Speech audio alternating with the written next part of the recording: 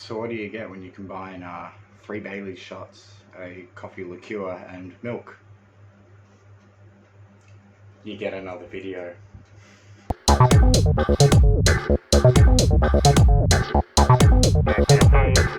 Antics aside, since all the other videos I've done, bar one, have gotten really only a few views here and there. Yet everybody seems to be sitting down for a 40-minute video. I figured, it's probably not the length of the video that people are after, it was probably the content, and so I, let's say I went through a few angles to get things necessary to do another summer house video. And, well, yeah, it paid off. So here we are, Summer House 2. So, let me tell you a story about somebody who used to work there. Not while they were working there, the story's about after.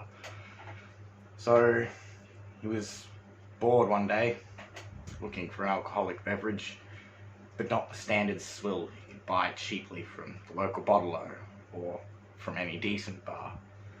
No, he decided he wanted the finest of Bailey's and milk mixed together in a way that no bar would serve them because of their RSA. He walked in there one afternoon with about $15, $20 to spend, and as he walked up to the venue he thought, maybe I will need some kind of elaborate disguise in which nobody will recognize me entering the premises. Now, this man didn't get a banana peel for a nose or put on a pair of glasses, nor did he even really dress any differently from the way he usually would. No. This is all he did.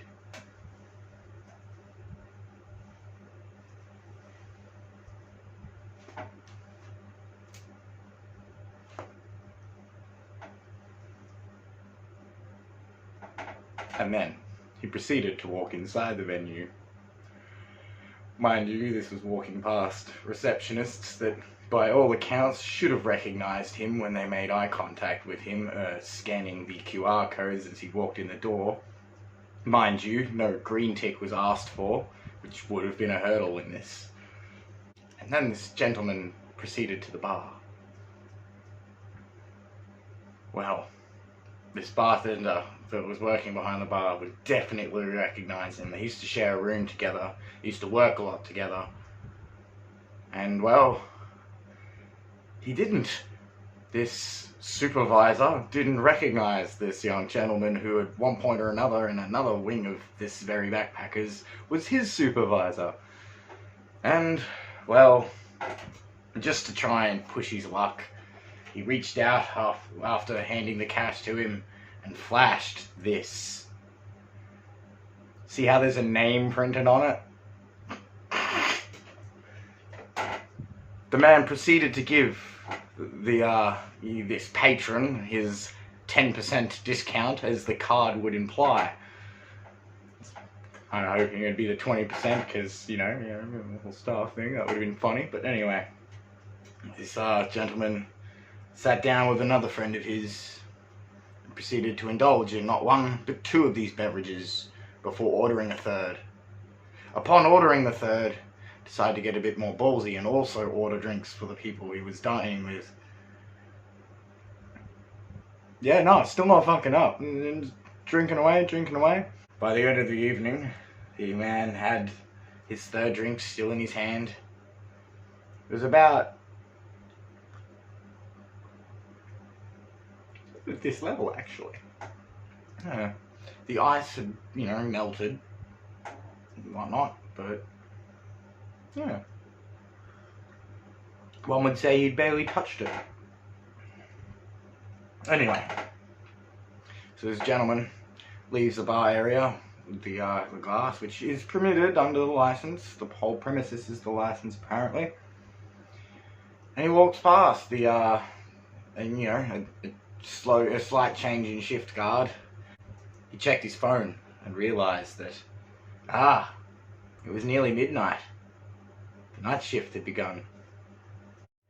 The now leaving patron and his friends made eye contact with the half-naked man now working the reception, someone else You should have recognized this person.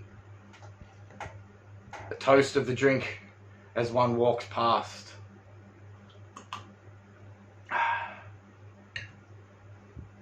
Not a fucking word. Not a fucking word. Anyway, this gentleman walks out front, still sipping on his beverage. And once he gets out to the front, he looks to the right of him and he sees a group of people, one of which is the supervisor of the kitchen. Mind you, they did have an experienced chef once upon a time, but like all good staff in this place, they either leave or get fired. Yeah. They were indulging in what can only be assumed to be some form of cider beverage in a large brown bottle. I believe the brand is Recorderliga, however you pronounce it. It was either that or they were smoking from a bong. A really dirty one at that. But yeah, honestly, it wouldn't surprise me if it was both. This man then proceeded to twiddle his thumbs, scratch his right arse cheek, not the left one, the right one, and then, yeah, took a left turn and started walking home. His friends went right, and everybody had a marvellous night. And then about 2, maybe 3 nights later, this man gets a message, and another message, and then he gets a phone call from not one but 2 different people, then wanting to discuss things, and then more messages. So apart from, you know, getting a bunch of messages after all of this and all this, that and the other, did take the time to sit down and talk to people while there. You know, get all kinds of perspectives on the place. The good, the bad, the really bad. And, you know, I'm really, really trying to find something to compliment this place. But honestly, yeah, no, the very, very bad. Yeah. Just straight off the bat, I know where your $1,000 went. I know exactly who did that.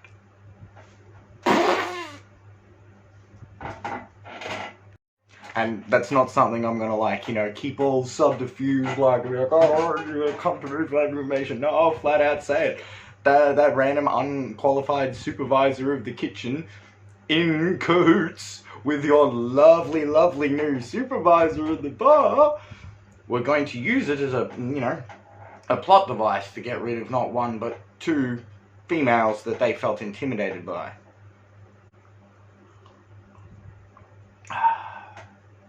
Cheers, man. It's not your best work, but yeah. Yeah, from what I can gather as well from a few different people that witnessed it, apparently as well, an accusation was brought to the reception about this same supervisor that, you know, as I am alleging has got something to do with that $1,000 going missing. Also attempted to, or actually did steal one of the work colleagues that was, quote, blowing her out of the water.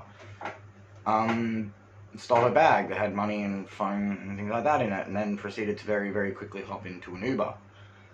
Now, there was a couple of names that were brought up for this, and there's the people that had stuff stolen from, and they actually didn't, they wouldn't talk about it. I had to rely purely on bystanders that witnessed some of the dialogue taking place between reception staff and the huddling into the security camera room, the things that were overheard. But then I was also told as well by a few people about an incident between a customer between a customer and this new kitchen supervisor, in which it's basically just this guest, a patron, being absolutely abused by a giant Cook Islander lady because he had some kind of minor critique of the menu item that was served to him or whatever, or some random fickle thing like that. But anyway, this violent lady has then proceeded to just like fucking like, you know, dish him out in front of everybody basically and get him to leave. And apparently she did this as well to the last, the actual kitchen chef that they had, the person that she has now replaced. Oh yeah, and as well, apparently within a couple of days of her taking over as well, there was a whole mental breakdown. This is coming from a fair few people, actually. This is beautiful. Had a full-blown mental bloody breakdown because they couldn't hack the responsibility of actually managing something or supervising something. Mind you, that's something that they used to get us shit kickers to do all the goddamn time. But you know why we could do it very, very fucking well? It's because we were experienced. Which gets onto a lovely little letter that I actually decided, you know what, fuck it, I'll write to the owner about this place, and I'll write to that, you know, Evan Morella, the manager of the hostel, probably the only person there that could probably meet my qualifications, and to be honest, probably has a little bit more as far as events management is concerned, but as far as hostels are concerned, yeah, no, I'm a few years younger than him, and I started working in this industry at an illegal age, so yeah, sit on it and rotate. Yeah, like I wrote a letter saying, look, these are your issues, you've got money disappearing, this, that, and the other. And mind you, I wrote this before I went and did the whole little jinx done. Like, and I sent the letter off. And yeah, no response, of course, but it's basically then me just flat out saying, look, you could fix your joint easily. I'm not going to send you a resume, you just don't really need it at this point. But here's my qualifications. Like, basically just wrote a cover letter instead of attaching the resume to it. Just wrote a cover letter basically saying, look, I've got the experience of, you know, nearly 15 years. And yeah, like I know the hostel, like I know the issues, and it's very easy for me to spend a few hours there without anyone even realizing I'm there. Just sit back, listen to a few randoms I've never even spoken to in my life, and get a decent perspective as to what's going on. And yeah, it's like, that's why we were, you know, now these certain managers, they can deny it all they want, but they saw that ability in me. Like, from within the first month of working there, I was doing the manager of the housekeeping's job for the 2 days a week she was off. For the Christmas period, even though that there were other bartenders that were more experienced than I at that particular bar, i.e. they've been working at that bar longer, were, you know, there on hand, I was the one that was mostly getting called to for things while the manager herself was on holiday during the Christmas period. To the point where even the cocktails and the drinks and things, ideas that were making the primary amount of money were my children, so to speak. So, like, and I'm not the only one to do this. Like, this, you know, there's apparently this young lady who came in and just blitzed the bloody, you know, the kitchen stuff. Everybody loves her, you know, going on like a house on fire.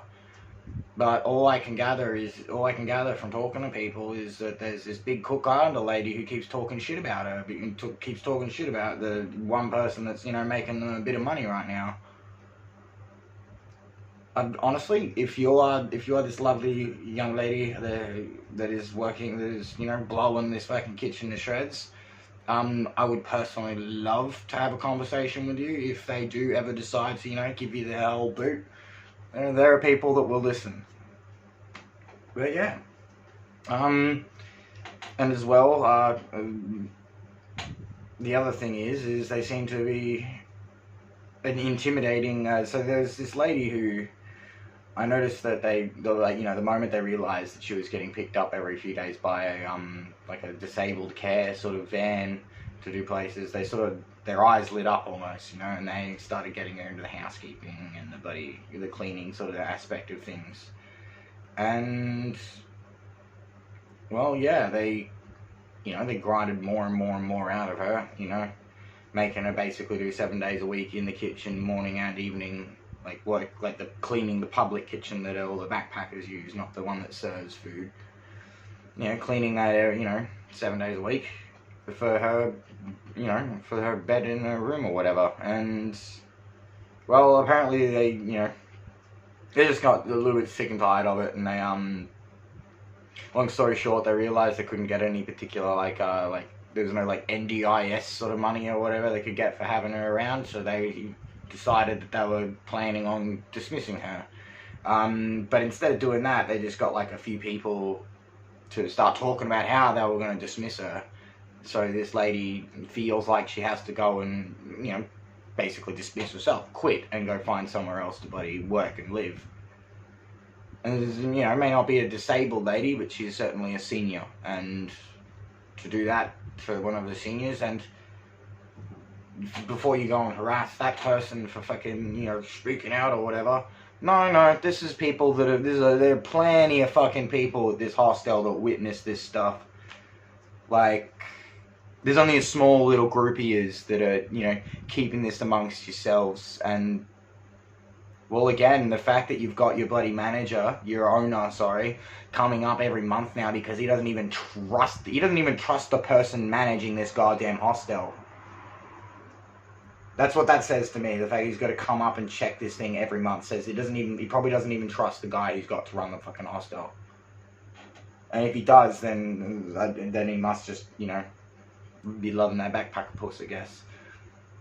I don't know, probably. But yeah, and we get to the, you know, we get to that simple fact that anybody with experience or quality of work are, you know, they're exploited for everything that they've got, and then they're shoved out the fucking door. And, like, yeah, like, the only good little bit of news is that wasn't the case with the bar manager.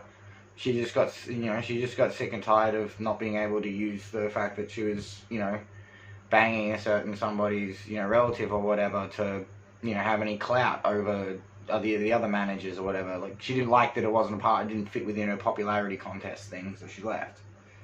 And, you know, all the best to her. She's probably pursuing some, you know, other meaningful job or whatever. And who knows, like, maybe it is just what I said in the last video about her just being inexperienced or whatever. Maybe she goes on and gets experience. I don't know. All the best to you. You're not working there anymore. In fact, the finding out that they weren't working there and someone else was running the bar was actually why I went down to have a drink. But then I realised that the person I thought was running the bar wasn't, and it was actually this dude I was in a room with for like the first few months of working for accommodation there before I moved in my private room. I was in this dude's room, like, and mind you, I started, you know, banging and then dating the chick that, you know, he had a thing for. And then, you know, as well, the person I thought was running the bar was the person he'd previously also had a thing for. It gets, yeah, like, sorry dude, I just had to point out that you had a thing for basically every chick that is in that place. Oh, that was the other question. Did you end up motorboating Nikki's titties, I wonder? Or I really do wonder, did you end up motorboating Nikki's titties? Because, like, it really would be an accomplishment for you, wouldn't it? Like, it'd be a proud moment. But anyway, again, not your best work, but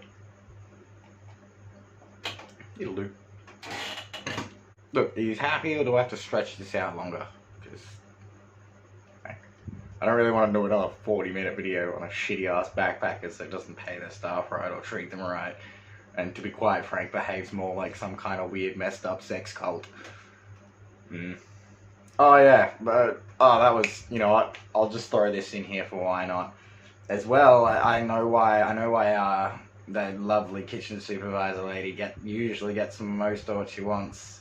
Because the manager, right, he's in this, you know, he's married, right, but it's an open marriage, so they're allowed to, basically, he's only attracted to fat chicks, and when they both went and lost a bunch of weight, he wasn't attracted to his wife anymore. And, you know, she's a chick, so she's going to be attracted to whatever, and, you know, have at it with some Navy boys or whatever, who cares? But, on the other hand of that, the person that, you know, the bigger lady that, you know, Evan has his eyes on, so to speak, well, there's an English dude that doesn't, you know, like to have those eyes on the person he's, you know, given the old 1-2 to in this weird sort of sex cult triangle thing.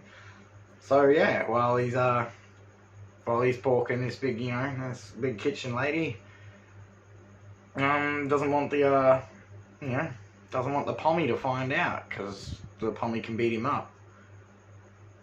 It's a weird fucking triangle. But it gets even weirder when fucking, like, you also find out that the sister-in-law of this manager, and i.e. the sister of the wife, turned around and, well, yeah, hooked up with this this bar supervisor dude that I also mentioned in the same week that they hooked up with one of the Dutch guests that used to fucking frequent there. Mind you, within a day or two after that, she's with her now boyfriend, who's one of the illegal night security there, i.e. someone that doesn't possess a security license that is performing security services. Did I get everything? I don't know.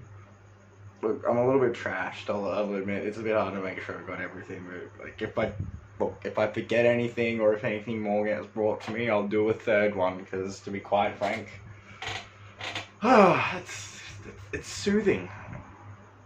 It's really soothing talking about horrible people doing horrible things and serving people that they previously had fired and said, never come back, never come back!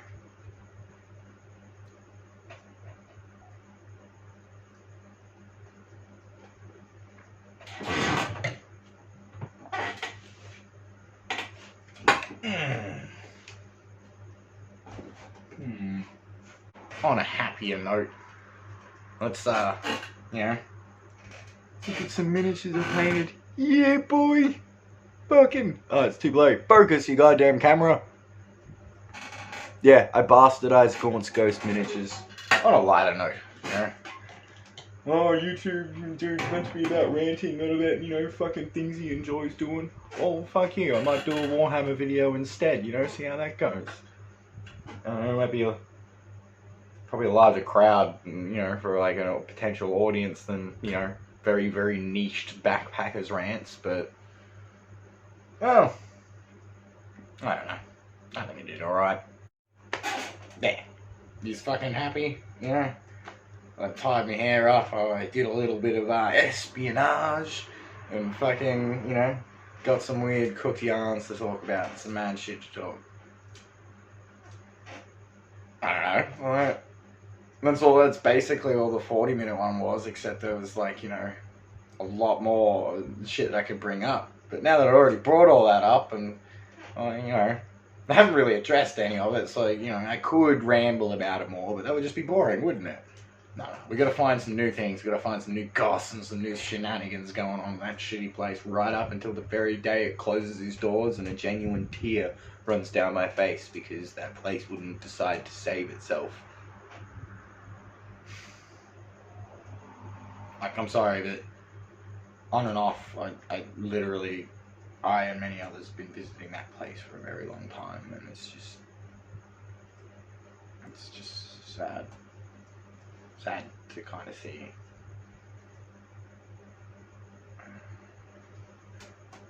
People said no one could have been worse than the last lot of folks running Nomads, but no, these folks are way worse, way fucking worse.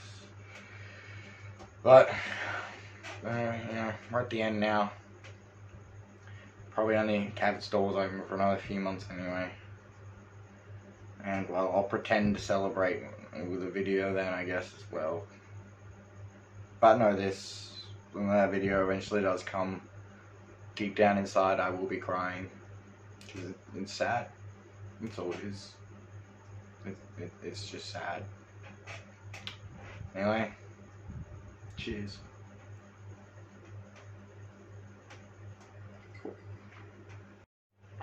I almost did forget. Here's a little picture of said you know, sister-in-law passed out, wasted at the reception, not, you know, in front of, like inside the reception after a, you know, large night of alcohol and illicit substances.